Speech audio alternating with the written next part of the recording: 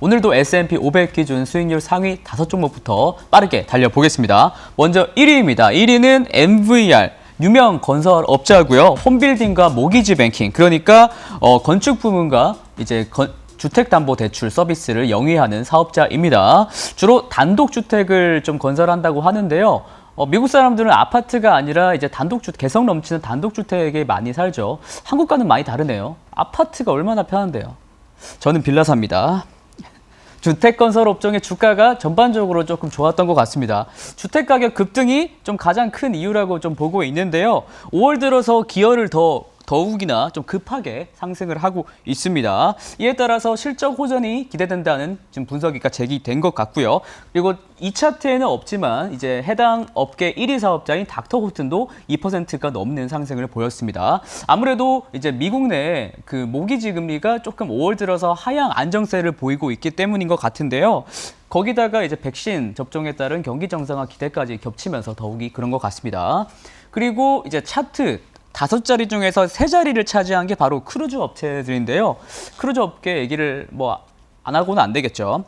얘네들은 꼭 이렇게 3명이 같이 다닙니다.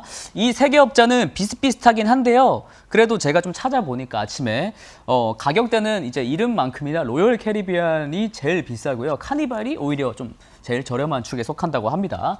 어제 이렇게 3대장이 같이 오른 것은 아무래도 사업 운영 정상화 기대감 때문이겠죠. 잼파키 이제 백악관 공보실장, 그러니까 한국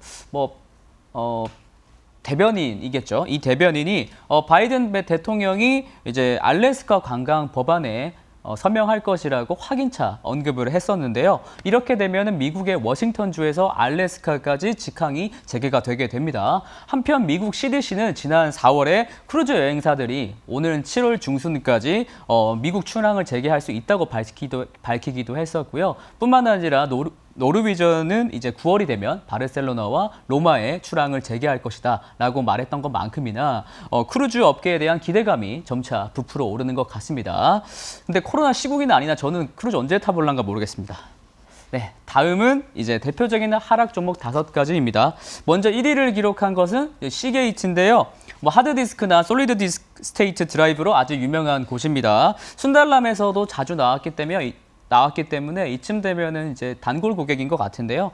치아 토큰의 부상 때문에 드라이브가 이제 품귀 현상을 겪으면서 가격이 급등했던 것으로 풀이가 되고요. 전일 크게 하락했던 것도 역시나 암호화폐 노이즈 때문이었습니다. 암호화폐에 대한 변동성이 최근 도저히 예측 불가능한 수준으로 지금 이뤄지고 있다라고 지금 분석이 제기됐기 때문인데요. 머스크의 발언 이후 이제 안 그래도 높았던 비트코인 가격의 변동성이 더욱이 높아졌기 때문에 이해가 될 법도 합니다. 그리고 시게이츠의 이제 직접적인 경쟁 상대가 웨스턴 디지털이죠. 근데 웨스턴 디지털은 1%대에 그래도 그나마 낮은 이제 하락을 보였었는데요. 웨스턴 디지털은 이제 일본의 키옥시아와 낸드 사업을 같이 개발을 하기도 하고 이제 공동 생산하기도 하면서 그래도 낸드 업계에서는 존재감이 높고 잘 하고 있는 기업이기 때문에 아무래도 시게이츠와는 이제 사업 분야가 조금은 달라서 조정도 덜 받은 것 같습니다. 한편 이제 JP 모건이 이제 개최한 컨퍼런스에서 마이크론의 CEO가 낸드 환경이 수요가 개선되고 있긴 하지만 캐펙스에 대해서는 조금 미온적인 신중한 태도를 보이면서 하락을 했었는데요. 메모리 반도체 분야는 국내 업체들에게도 가장 어떻게 보면 중요한 이슈이기 때문에 참고하시면 좋을 것 같습니다. 네, 다음으로는 순달람의 이제 히든 코너죠. 미래에셋증권 고객님들께서 가장 궁금해하실 만한 종목들로 채워진 순위입니다. 오랜만에 이제 순달람이 달리는 것만큼이나 오늘은 미래에셋증권 전체 고객님들께서 선택하신 종목 열선입니다. 종목들을 좀 보니까요. 전반적으로 그 전주와 좀 비슷한 흐름이었던 것 같습니다. 5종목이나 겹치더라고요. 테슬라는 그 전주에서도 1위였는데 이번에도 1위를 기록했습니다. 정말 한국인들의 테슬라 사랑 화상 갈크니까 죄송합니다. 항서제약도 강세가 여전하고요. 좀 특이한 점을 꼽자면 이제 에어비앤비, 플러그파워, 바이두 등 이제 중형 사이즈의 테크 기업들이 조금 올라온 것이 개인적으로는 좀 반가운 것 같습니다. 먼저 가장 관심이 많은 테슬라 소식부터 설명을 드려야겠습니다. 그닥 좋지는 않은 소식인데요. 노르웨이에서 소송이 하나 있었습니다.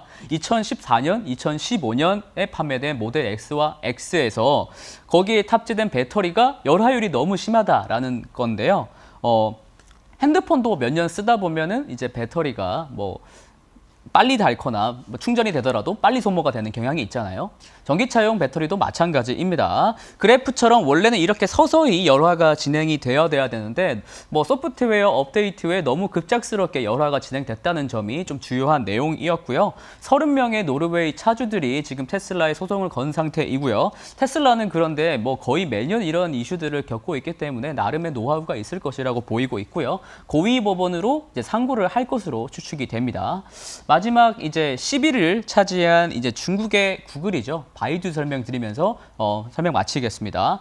단언컨대 투자자분들께서는 이제 그 바이두를 검색 부분이 아니라 이제 뭐 아폴로고와 같은 인공지능 사업 부분에 조금 베팅을 하신 것 같아요.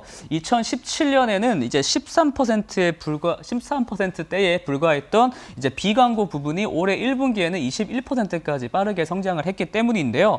바이두는 사실 이제 인공지능 분야에서는 이제 알리바바와 이제 텐센트보다 또 더 업계 선두였기 때문에 근데 이것이 좀 최근에는 매출로서 증명이 되고 뭐 장기적인 성장 동력과 기업 가치 재평가의 원천으로 작용이 할 수 있을 거라고 전망이 되고 있습니다. 네, 이상 대표 해외 주식에 대한 설명 마치겠고요. 내일도 열심히 달리겠습니다. 순달람이었습니다.